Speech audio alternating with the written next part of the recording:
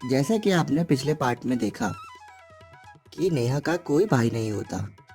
वह अपने माँ बाप की इकलौती बेटी होती है। अपने दोस्त की बात सुनकर और भाई ना होने के कारण वह बहुत दुखी हो जाती है। फिर उसे रास्ते में एक पप्पी मिलता है। पप्पी के पैर पर चोट लगने के कारण नेहा पप्पी का इलाज करवाती है और उसे अपने घर ले आती है।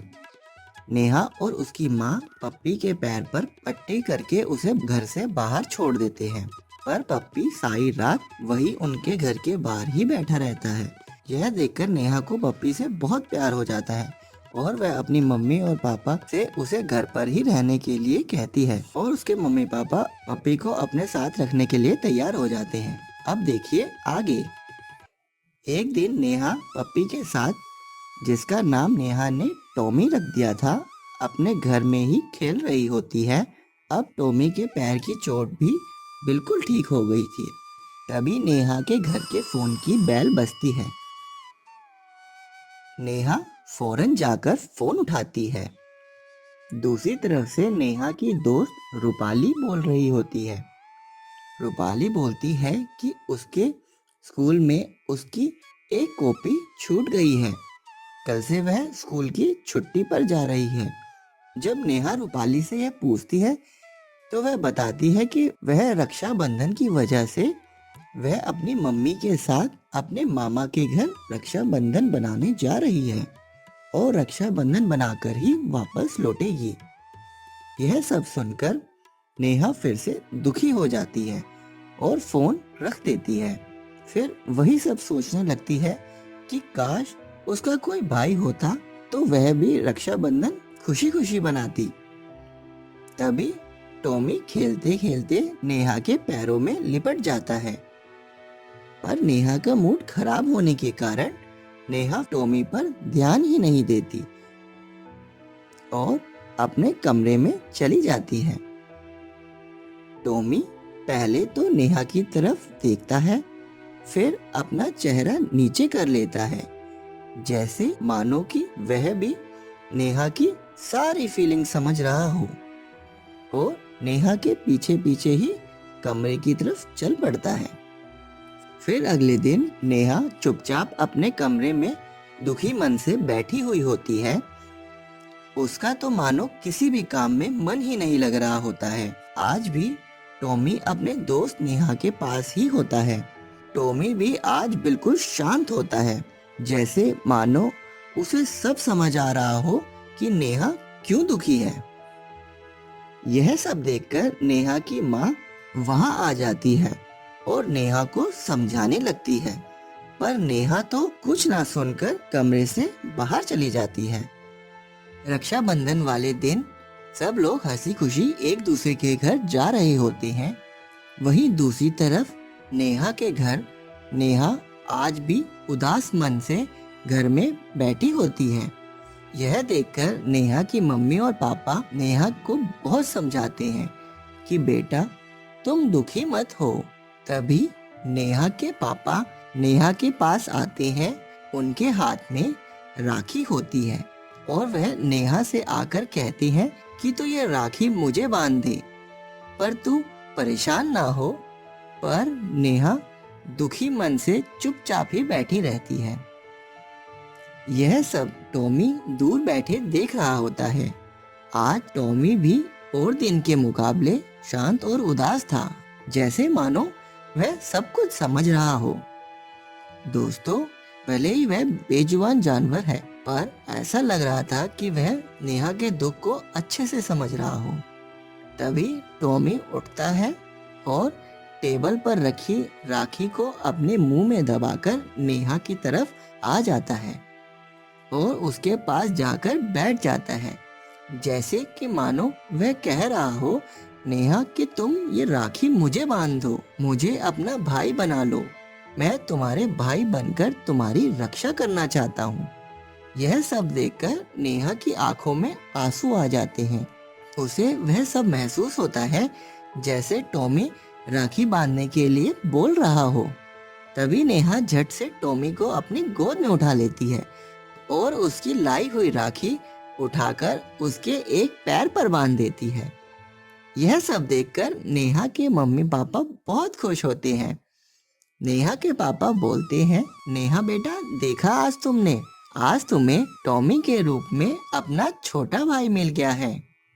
आज इस बेजुबान ने यह साबित कर दिया कि प्यार की कोई कीमत नहीं होती। नेहा बहुत ही खुश हो जाती है। फिर सब मिलकर खूब खुश होते हैं और खूब मिठाइयाँ खाते हैं। अब नेहा बहुत खुश रहा करती थी। वह हमेशा टॉमी को अपने साथ ही रखती और पूरा दिन उसके साथ ही खेलती। टॉमी और नेहा की बहुत अच्छी दोस्ती हो गई थी। दोनों एक दूसरे के बिना एक पल नहीं रह पाते थे। फिर एक दिन की बात है, नेहा स्कूल से अपने घर आ रही होती है। दोपहर के 2 बजे होते हैं। मई जून की गर्मी होने के कारण रास्ते में कोई भी नहीं होता। सब लोग गर्मी में अपने अपने घर में आराम कर रहे होते हैं। नेहा अपने घर के जैसे ही पास पहुंचती है, उसे कुछ कुत्तों की लड़ाई की आवाज आती है। नेहा थोड़ी दूर और चलती है तो देखती है कि उसकी गली में बहुत से आवारा कुत्तों का झुंड आपस में लड़ाई कर रहा है। इतने सारे कुत्तों को देखकर नेहा घबरा जाती है और डर के मारे अपनी रक्षा करने के लिए पास में ही पड़ा एक पत्थर उठा लेती है। नेहा के पत्थर उठाते ही सारे आवारा कुत्ते नेहा की तरफ ही देखने लगते हैं। अब तो मानो नेहा की सांस ही रुक जाती है। उसमें से कुछ कुत्ते नेहा के पत्थर उठाते ही उसे देखकर घूरने लगते हैं। यह देखकर नेहा और भी डर जाती है। फिर वह कुत्ते नेहा की तरफ बढ़ने लगते हैं। यह देखकर नेहा डर के मारे घर की तरफ भागने लगती है। जैसे ही नेहा भागने लगती है, सारे कुत्ते उसके पीछे पड़ जाते हैं। नेहा इतनी घबरा जाती है कि घबराहट के कारण उसका पैर फिसल जाता है और वह गिर जाती है। अब तो मानो नेहा की सांस बिल्कुल थम सी गई थी। उसे समझ ही नहीं आ रहा था कि वह अब क्या करे। तभी उन कुत्तों का ग्रुप नेहा को चारों तरफ से घेर लेता है। नेहा इतनी ज्यादा घबरा जाती है कि डर के मारे अपनी आंखें बंद कर लेती है। उसे समझ ही नहीं आ रहा होता है कि वह क्या करे। उसके कानों में कुत्तों के घूरने की आवाज आ रही होती है कि तभी उसे टॉमी के भौंकने की आवाज आती है। नेहा फटाफट अपनी आंखें खोलती है। आंखें खोलते ही सामने देखती है कि उन कुत्तों के सामने टॉमी खड़ा होता है। फिर सभी आवारा कुत्तों का ध्यान छोटे से मासूम टॉमी पर पड़ता है। पर टॉमी तो जैसे निडर होकर लड़ने को तैयार खड़ा होता है, जैसे कि मानो कोई भाई अपनी बहन की रक्षा करने को खड़ा हो। टॉमी को देखकर नेहा की हिम्मत बढ़ जाती है। तभी वह सारे कुत्ते टॉमी पर हमला कर देते हैं। बेचारा टॉमी कुछ देर लड़ता है, पर इतने बड़े बड़े आवारा कुत्तों के सामने वह बेचारा छोटा सा पप्पी कैसे टिक सकता था। और टॉमी आखिर में घायल हो जाता है। यह देखकर नेहा को बहुत गुस्सा आता है। उसे यह महसूस होता है कि ऐसे तो वह अपने भाई टॉमी को खो देगी। और वह हिम्मत कर कर उठती है और पास ही खड़े पत्थरों से आवारा कुत्तों पर हमला कर देती है। इतने सारे पत्थर एक साथ आवारा कुत्तों की तरफ आते देख सारे कुत्ते बहुत डर जाते हैं और वहां से डरकर भाग जाते हैं। फिर जल्दी से नेहा टॉमी की तरफ भागती है। लड़ते लड़ते टॉमी के पैर पे चोट आ जाती है। गली में इतना शोर सुनकर नेहा के मम्मी पापा भी वहां आ जाते हैं। वह नेहा और टॉमी की चोट देखकर बहुत घबरा जाते हैं। फिर सब जल्दी से टॉमी को घर लाते हैं और इसकी चोट पर पट्टी करते हैं। टॉमी के पैर पर चोट इतनी गहरी थी कि वह बेहोश हो गया था। फिर जब तक टॉमी को होश नहीं आ जाता, नेहा बहुत रोती रहती है। आखिर में टॉमी को होश आ जाता है नेहा जल्दी से टॉमी को अपनी गोद में उठा लेती है और बहुत प्यार करती है। फिर नेहा के पापा नेहा को बोलते हैं कि नेहा, देखा तुमने, तुम्हारे भाई ने आज तुम्हारी रक्षा करके सच में रक्षाबंधन का फर्ज निभाया है। इससे पता चलता है कि भाई बहन के प्यार की कोई कीमत नहीं होती।